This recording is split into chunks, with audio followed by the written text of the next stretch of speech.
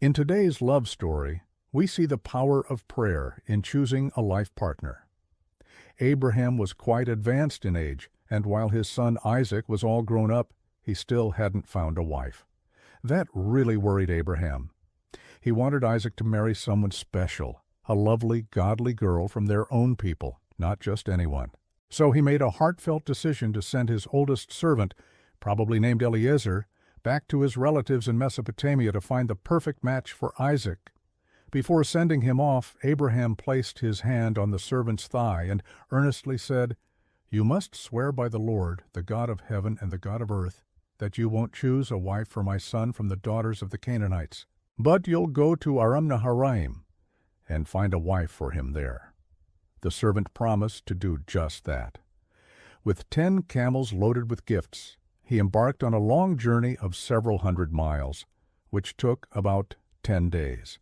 Finally, he arrived at the town of Nahor and stopped at a well outside the city, where women came to draw water in the evening.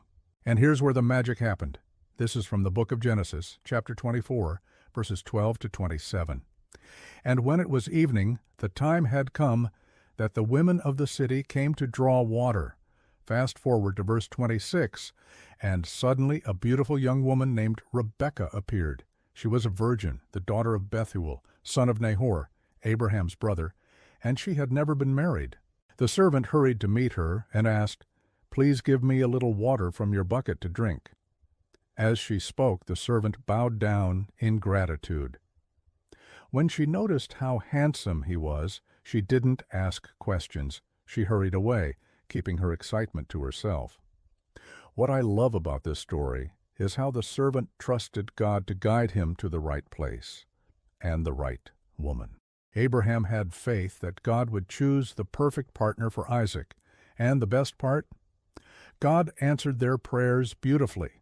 He didn't just magically bring Rebekah to Isaac, he used the servant as a loving instrument to unite them.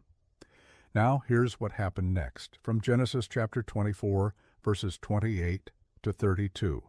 "The man stood up, took all the gifts in his hand, and bowed down before her father, saying, 'O sir, I am a servant of Abraham.' Bethuel welcomed him warmly, saying, 'Why did you hide this from me? Surely this matter is between you and God. Be blessed in your journey. Let me hear your news.' When the servant entered the house, he presented gifts to Rebekah's brother Laban and her mother Milcah, saying, 'These are for you, mistress and master, and this is for my master. Please take it to him, whatever seems good to you.'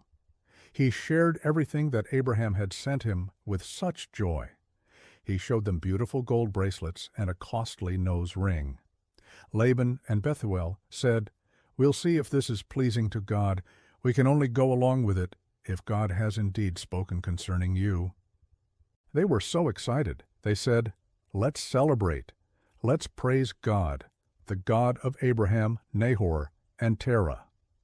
They blessed Rebekah, saying, 'You shall conceive and give birth, becoming the mother of thousands, and your offspring shall be blessed.'